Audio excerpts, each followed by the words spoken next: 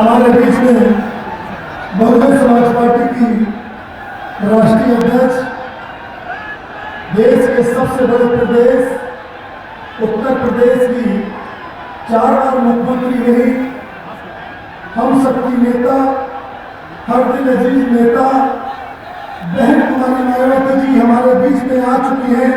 हम उनका जोरदार ताली बजाकर स्वागत करते हैं, इस्तकबाल करते हैं, मदद करते हैं।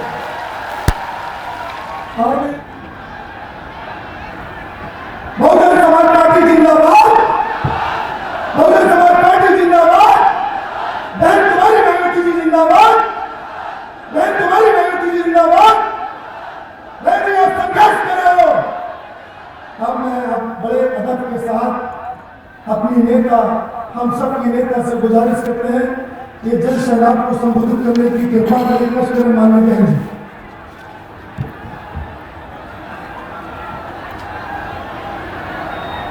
चुनावी जनसभा में इकट्ठा हुए बीएसपी के सभी छोटे बड़े पदाधिकारियों एवं कार्यकर्तागण, आज आप लोग उत्तर प्रदेश में विधानसभा के लिए हो रहे आम चुनाव में कोरोना नियमों का पालन करते हुए अपनी पार्टी के बरेली मंडल के उम्मीदवारों के समर्थन में मुझे सुनने के लिए यहाँ इकट्ठा हुए हैं, तो उसके लिए मैं आप सभी लोगों का हार्दिक दिल से आभार प्रकट करती हूँ।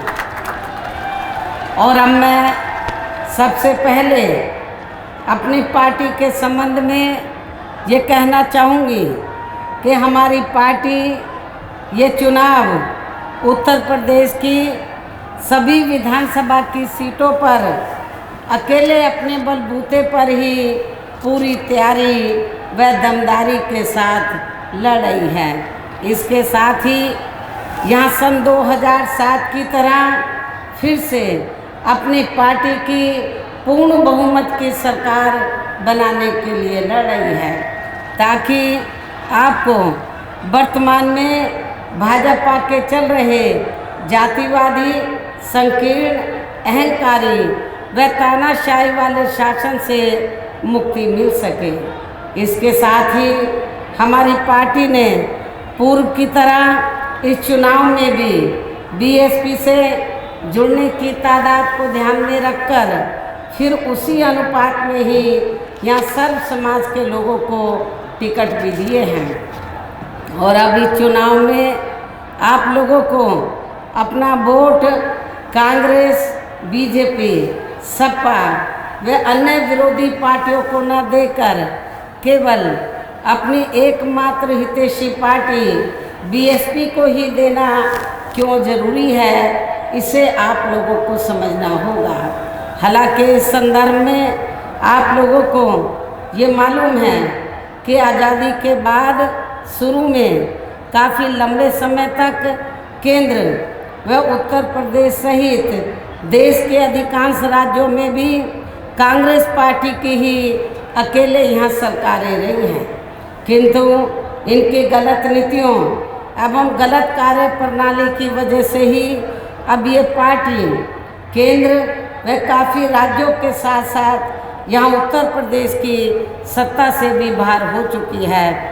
इसके साथ ही ये कांग्रेस पार्टी ज़बरदस्त जातिवादी होने के कारण शुरू से ही हर मामले में खासकर यहाँ दलित, आदिवासी व अन्य पिछड़ा वर्ग विरोधी पार्टी भी रही है और अभी भी है, जिस कारण ही केंद्र में रही इस पार्टी की सरकार ने इन वर्गों के मसीहा व भारतीय संविधान के मूल निर्माता परम पूज्य बाबा साहब डॉक्टर भीमराव अंबेडकर को भारत रत्न की उपाधि से भी सम्मानित नहीं किया था, जिसके लिए वो हर प्रकार से पात्र भी थे।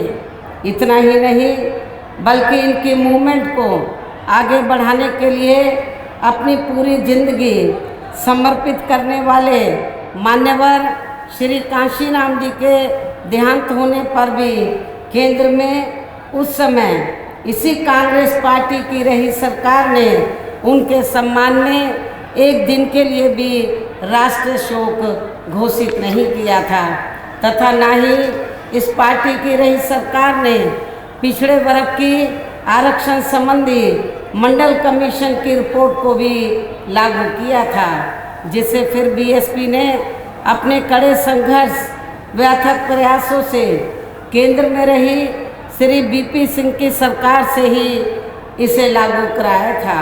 साथ ही बाबा साहब डॉक्टर भीमराव अंबेडकर को भी भारत रत्न की उपाधि से सम्मानित किया गया था। लेकिन अब केंद्र व अधिकांश राज्यों की भी सत्ता से बाहर होने पर यही कांग्रेस पार्टी खासकर दलितों, आदिवासियों व अन्य पिछड़े वर्गों के वोटों की खातिर आए दिन किस्म किस्म की नाटकबाजी करती रहती है, जबकि इन वर्गों के मामले में इस पार्टी की सच्चाई तो ये है कि कांग्रेस पार्टी जब सत्ता में होती है और इनके अच्छे दिन होते हैं तो तब इस पार्टी को इन वर्गों का विकास व उत्थान आदि याद नहीं आता है, तथा न ही इनको महिलाओं की भी भागीदारी याद आती है। इतना ही नहीं बल्कि इस पार्टी के बाद खासकर यहाँ सपा व बीजेपी आदि की बनी सरकार में भी यूपी की जनता अधिकांश मामलों में काफ़ी ज़्यादा दुखी रही है। सपा की सरकार में तो ज़्यादातर यहाँ गुंडों, बदमाशों, माफियाओं, अराजक तत्वों व सरेआम लूट खसोट करने एवं दंगे फसाद आदि कराने वालों का ही राज रहा है, जिसकी खास वजह से ही इस सरकार में हमेशा यहाँ तनाव की स्थिति बनी रही है। प्रदेश में विकास के कार्य भी सपा सरकार में प्रदेश में विकास के कार्य भी ज़्यादातर यहाँ एक विशेष क्षेत्र एवं एक विशेष समुदाय के लोगों तक ही सीमित होकर रह गए हैं। खासकर दलितों व अति पिछड़े वर्गों तथा इनके संतों, गुरुओं व महापुरुषों आदि के साथ तो हर स्तर पर अधिकांश समय इनका सौतेला रवैया ही देखने के लिए मिला है, जिसकी जानकारी आप लोगों को भी है। उन्हें मैं यहाँ दोहराना नहीं चाहती हूँ। इसी प्रकार भाजपा सरकार की भी नीतियाँ व कार्यशैली अधिकांश यहाँ जातिवादी, पूंजीवादी एवं आरएसएस के संकीर्ण एजेंडे को ही लागू करने पर टिकी रही हैं, जिससे प्रभावित एवं शिकार हुए लोगों का इस सरकार में सही से विकास व उत्थान आदि नहीं हो सका है। साथ ही इनका हर स्तर पर काफ़ी ज़्यादा उत्पीड़न भी हुआ है। धर्म के नाम पर हमेशा यहाँ तनाव व नफरत आदि का वातावरण ही बना रहा है। प्रदेश में अपराध भी काफ़ी ज़्यादा बढ़े हैं। खासकर दलित, अक़लियत व महिलाएं आदि भी इस सरकार में कतई भी सुरक्षित नहीं रही हैं, लेकिन मीडिया में इनके सही आंकड़ों को ज़्यादातर दबा दिया जाता है। इसके अलावा प्रदेश में गरीबों, मजदूरों, बेरोजगारों व अन्य मेहनतकश लोगों के साथ साथ दलितों, आदिवासियों व अन्य पिछड़े वर्गों, मुस्लिम एवं अन्य धार्मिक अल्पसंख्यक समाज के लोगों के हित व कल्याण के लिए वर्षों से जो भी यहाँ सरकारी योजनाएं चल रही थी तो उनका भी इन्हें वर्तमान भाजपा सरकार में सही से पूरा लाभ नहीं मिला है। साथ ही दलितों व पिछड़े वर्गों को भी अब आरक्षण का पूरा लाभ वर्तमान भाजपा सरकार में नहीं मिल पा रहा है, क्योंकि इन्होंने बड़े बड़े सरकारी कार्य ज़्यादातर प्राइवेट सेक्टर के जरिए ही कराए हैं, जिसमें इनके लिए आरक्षण की कोई भी व्यवस्था नहीं है। सरकारी नौकरियों में भी इनका आरक्षण का कोटा पूरा नहीं किया गया है।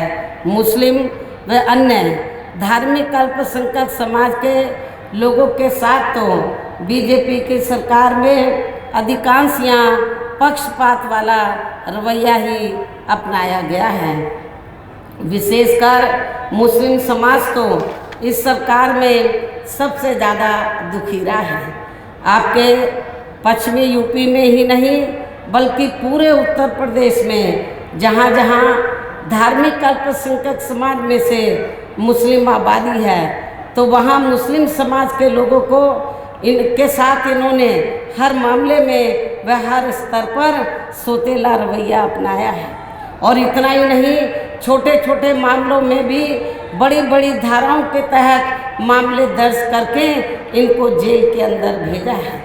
इनमें दहशत का वातावरण कायम रखा है। वर्तमान भाजपा सरकार में तो जो खासकर मुस्लिम समाज के लोगों में दहशत इनमें पैदा की गई है, डर, भय, दहशत। और ये हमेशा इस सरकार में ये महसूस करते रहे हैं कि कब इनके जान माल व मजहब को ये लोग क्षति पहुंचा दें। ये सब मुस्लिम भाइयों को मालूम है। तो काफ़ी स्थिति खराब रही है धार्मिक अल्पसंख्यक समाज में से, खासकर मुस्लिम समाज की।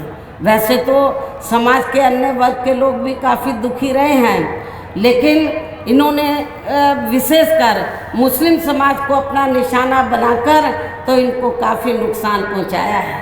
दहशत के वातावरण में ये जो अक़लियत समाज है, मुस्लिम समाज है, ये अपने आप को महसूस करता है। इतना ही नहीं बल्कि इस बार बीजेपी की सरकार में अपर कास्ट समाज में से विशेषकर प्रबुद्ध वर्ग भी हर मामले में अपने आप को काफ़ी ज़्यादा उपेक्षित महसूस करता रहा है।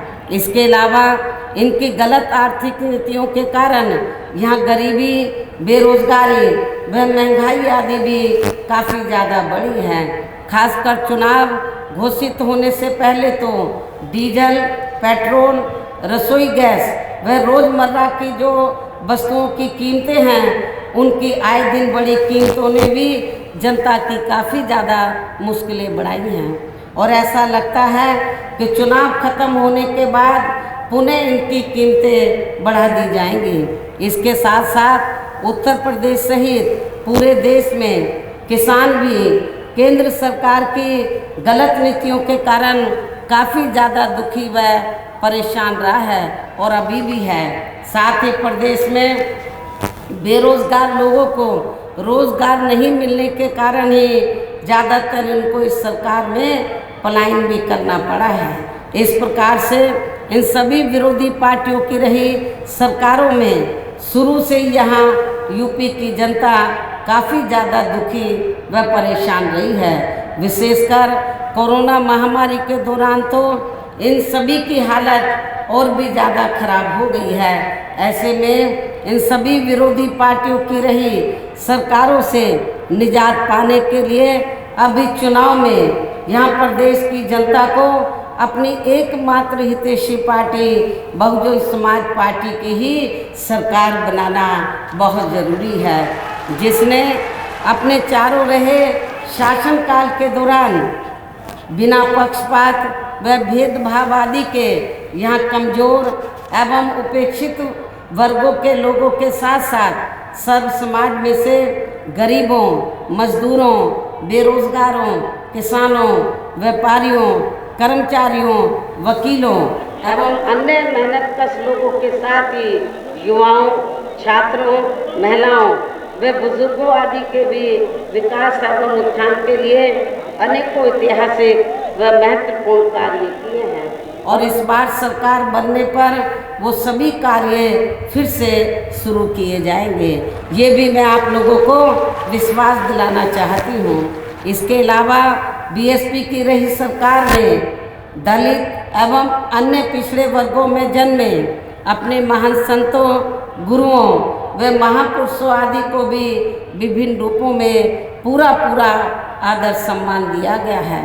देश में ये पहली बहुजन समाज पार्टी की सरकार थी जिसने अपने शासनकाल में दलित एवं अन्य पिछड़े वर्ग में जो समय समय पर संत गुरु और महापुरुष हुए हैं उनको विभिन्न स्तर पर पूरा पूरा आदर सम्मान दिया है और आगे भी इनके सम्मान में कोई कमी नहीं छोड़ी जाएगी। प्रदेश में विशेषकर गरीबी व बेरोजगारी आदि को दूर करने के लिए इस बार भी ज़रूरी कदम उठाए जाएंगे। मैं आप लोगों को ये विश्वास दिलाना चाहती हूँ, चाहे सपा पावर में रही हो या बीजेपी, लेकिन आप लोगों को रोटी रोजी के साधन नहीं मिले। जब जब बीएसपी पावर में रही है तो आप लोगों को बड़े पैमाने पर रोटी रोजी के साधन मिले हैं और मेरी गवर्नमेंट में तो जो लोग पूर्व की सरकारों में रोटी रोजी के लिए पलायन करके बाहर के राज्यों में चले गए थे वो सब वापस आ गए थे, अधिकांश वापस आ गए थे। तो मैं आप लोगों को ये विश्वास दिलाना चाहती हूँ, जब इस बार बीएसपी पावर में आ जाएगी तो आप लोगों को खास तौर से जो नौजवान जो बेरोजगार लोग हैं उनको रोटी रोजी के साधन जरूर दिए जाएंगे। साथ ही किसानों को भी किसी भी मामले में निराश नहीं होने दिया जाएगा। किसानों को उनकी उपज का वाजिब दाम मिलेगा और उनको खेती करने के लिए साधन भी सस्ते उपलब्ध कराए जाएंगे। इसके अलावा आपके बरेली मंडल की जो भी यहाँ स्थानीय समस्याएं होंगी तो उन्हें भी दूर करने का पूरा प्रयास किया जाएगा। इसके साथ साथ केंद्र व यूपी सरकार के भी विवादित नियमों व कानूनों को यहाँ लागू नहीं होने दिया जाएगा। इसके साथ ही बीएसपी की सरकार बनने पर यहाँ बीजेपी व सपा आदि के शासनकाल की तरह कानून व्यवस्था को किसी भी कीमत पर खराब व लचर नहीं होने दिया जाएगा तथा हर स्तर पर यहाँ कानून द्वारा कानून का राज ही कायम किया जाएगा। जाति व धर्म के आधार पर यहाँ लोगों का किसी भी प्रकार से शोषण व उत्पीड़न आदि नहीं होने दिया जाएगा, जैसा कि वर्तमान भाजपा सरकार में हो रहा है। खासकर कानून व्यवस्था को बेहतरीन बनाने के लिए विशेष अभियान के तहत व दलगत राजनीति से ऊपर उठकर यहाँ गुंडों, बदमाशों, माफियाओं व अन्य आपराधिक एवं अराजक तत्वों को भी जेल की सलाखों के अंदर भेजा जाएगा, जहां मेरी सरकार में इनकी जेल के बाहर नहीं बल्कि जेल के अंदर ही सही जगह होती है। इतना ही नहीं बल्कि वर्तमान भाजपा सरकार ने जाति, धर्म, राजनीतिक द्वेष की भावना के तहत जिन लोगों को खासकर धरना प्रदर्शन आदि के नाम पर जबरदस्ती गलत धाराओं में फंसा के उन पर अनेकों केस चलाए हुए हैं तो उन मामलों की भी सही से जांच करा के उनके केस भी खत्म कर दिए जाएंगे।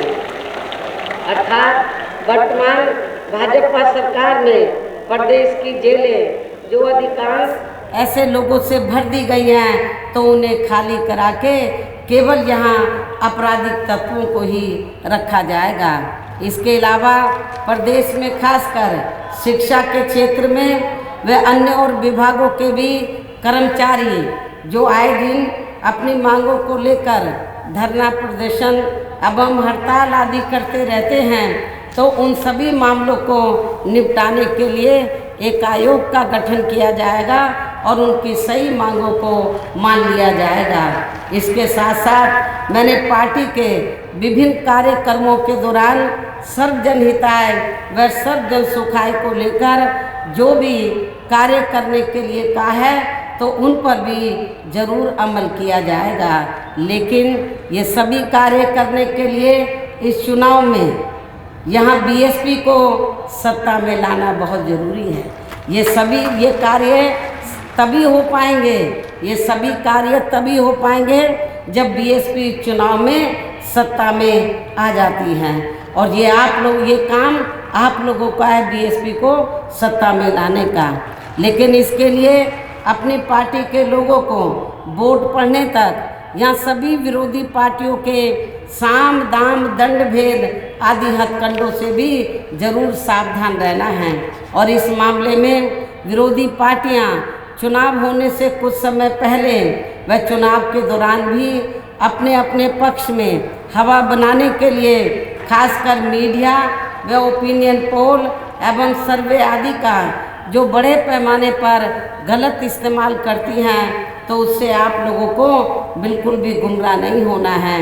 जैसे आप लोगों को मालूम है कि जब यूपी में सन 2007 में विधानसभा के आम चुनाव हुए थे, तो उस दौरान भी ओपिनियन पोल बीएसपी के बारे में क्या बता रहे थे कि बीएसपी नंबर 3 पर रहेगी, ये बता रहे थे ओपिनियन पोल। लेकिन जब रिजल्ट आया तो मीडिया में जो ओपिनियन पोल आया वो धरा का धरा रह गया। उनकी ओपिनियन पोल की रिपोर्ट गलत साबित हुई और बीएसपी तीसरे पे नहीं बल्कि जिस पार्टी को वो तीसरे पे दिखा रहे थे, पहले नंबर पे दिखा रहे थे, वो तीसरे पे चली गई और बहुजन समाज पार्टी पहले नंबर पर आई और बीएसपी की एब्सोल्यूट मेजॉरिटी की सरकार बनी। इसलिए मेरी आप लोगों से ये दरख्वास्त है, अपील है कि ये जो ओपिनियन पोल सर्वे आदि दिखाए जा रहे हैं, तो आप लोगों को इस चुनाव में सन 2007 की तरह फिर से इसे गलत साबित करना है और बीएसपी की पूर्ण बहुमत की सरकार आप लोगों को बनाना है। इसके साथ ही पूर्व की तरह इस चुनाव में भी विरोधी पार्टियों ने विभिन्न रूपों में जो अपने हवाई व प्रलोभन भरे चुनावी घोषणा पत्र आदि जारी किए हैं, जिन्हें सत्ता में आने के बाद ये पार्टियां अधिकांश अमल में नहीं लाती हैं, तो उनके बहकावे में भी आपको कतई नहीं आना है, जिन पर से अब जनता का काफ़ी हद तक विश्वास ही उठ गया है। इसलिए इस मामले में बीएसपी किसी भी चुनाव में विरोधी पार्टियों की तरह अपना कोई भी चुनावी घोषणा पत्र आदि जारी नहीं करती है। वैसे भी बीएसपी कहने में बहुत कम बल्कि कार्य करके दिखाने में ही ज़्यादा विश्वास रखती है और ऐसा हमने यहाँ यूपी में अपनी चारों रही सरकारों के दौरान करके भी दिखाया है। इसके साथ ही यहाँ मैं ये भी कहना चाहती हूँ कि हमारी पार्टी की चारों रही सरकारों ने प्रदेश में बिगड़ी हुई कानून व्यवस्था को सुधारने के साथ साथ प्रदेश के विकास एवं आम जनहित के लिए जो असंख्य अति महत्वपूर्ण कार्य किए हैं, वो अभी तक यहाँ किसी भी विरोधी पार्टी की सरकार ने नहीं किए हैं, बल्कि ज़्यादातर उन्हीं कार्यों के नाम व स्वरूप आदि बदलकर अब विरोधी पार्टियों की सरकारें उन्हीं को ही भुनाने में लगी रहती हैं। लेकिन उन कार्यों के प्रति इनकी नीयत व सोच सही नहीं होने के कारण उसमें भी ये पार्टियां ज़्यादा सफल नहीं हो पाई हैं। और अब मेरा यही कहना है कि आप लोगों को इस चुनाव में अपने हित व कल्याण के लिए, अपने भले के लिए, अपने विकास व उत्थान के लिए या फिर से यूपी में बीएसपी की सर्वजनहिताय व सर्वजन सुखाय की नीतियों पर आधारित सरकार बनाना बहुत ज़रूरी है। और इसके लिए पार्टी के लोगों को वोट पड़ने वाले दिन कोरोना नियमों का भी पालन करते हुए सबसे पहले सुबह उठते ही व समय से अपने अपने पोलिंग बूथों पर अपना वोट डालने के लिए ज़रूर जाना है। हमारे जो बुज़ुर्ग हैं या बीमार हैं, मैं उनके बारे में तो नहीं कह सकती, तो वो तो अपना खाना खाएं, खाना खा के तो दवा वगैरह जो भी लेना वोट डालने के लिए जाएं। लेकिन जो स्वस्थ है, ठीक है, उनसे मेरी पुरजोर अपील है कि वोट वाले दिन आप लोगों को अपनी पार्टी के लिए, अपनी पार्टी की सरकार बनाने के लिए, अपने उम्मीदवारों को जिताने के लिए, तो आप लोगों को तब तक उस दिन कुछ घंटों का उपवास रखना है, व्रत रखना है, जब तक आप लोग अपना वोट डालकर अपने अपने पोलिंग बूथों पर वोट डालकर अपने घरों में वापस नहीं आ जाते हैं। इसके साथ ही आपका वोट अन्य कोई व्यक्ति ना डाल सके, इसका भी आप लोगों को खुद ही ध्यान रखना है। इसके साथ साथ अपनी पार्टी का कोई भी वोट पड़ने से ना रह जाए, तो उसका भी पार्टी की हर पोलिंग बूथ की कमेटी को विशेष ध्यान रखना है। इन्हीं ज़रूरी बातों के साथ ही अब मेरी बीएसपी के लोगों से यही अपील है कि पार्टी ने जहाँ आपके बरेली मंडल में जिन भी विधानसभा की सीटों पर अपने उम्मीदवारों को चुनाव के मैदान में उतारा है, जो यहाँ आप लोगों के बीच में मौजूद भी हैं, तो उन्हें आप लोगों को वोट वाले दिन अपनी पार्टी के हाथी चुनाव चिन्ह के सामने वाले बटन को दबाकर जरूर जिताना है। और फिर से आपको यहाँ सन 2007 की तरह ही बीएसपी की अपनी पूर्ण बहुमत की सरकार जरूर बनाना है।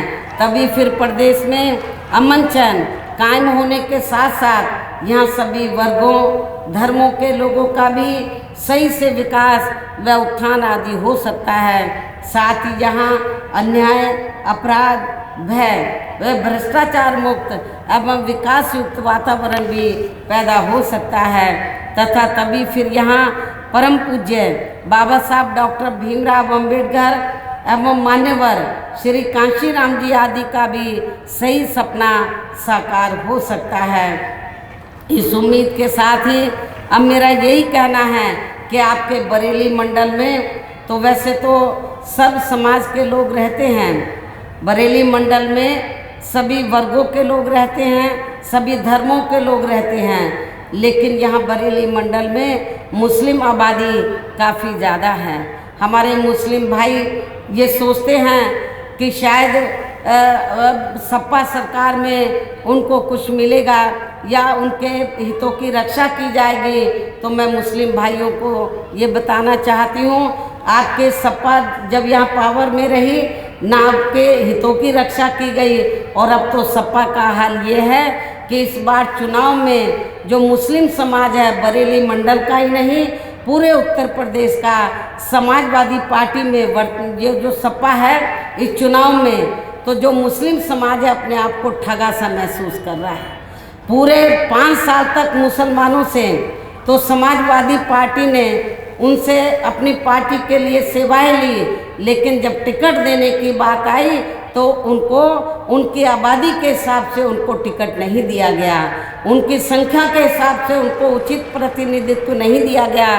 तो मुस्लिम भाइयों को मैं बताना चाहती हूँ, हमने अकेले बरेली मंडल में ही नहीं बल्कि पूरे उत्तर प्रदेश में जहाँ जहाँ मुस्लिम आबादी ज़्यादा है, हमने उनको टिकट देने के मामले में उचित भागीदारी दिया है। और मैं उनको ये भी विश्वास दिलाना चाहती हूँ, जब बीएसपी पावर में आ जाएगी तो आपके हितों का हर मामले में हर स्तर पर पूरा ध्यान रखा जाएगा। वैसे तो हमारी पार्टी सर्व जनहिताय व सर्व जन सुखाय की है, सभी धर्मों सभी वर्गों के लोगों का एक समान ध्यान रखती है, लेकिन किसी की उपेक्षा नहीं करती है, किसी भी समाज की या किसी भी धर्म के लोगों की उपेक्षा नहीं करती है। ये भी मैं आप लोगों को विश्वास दिलाना चाहती हूँ।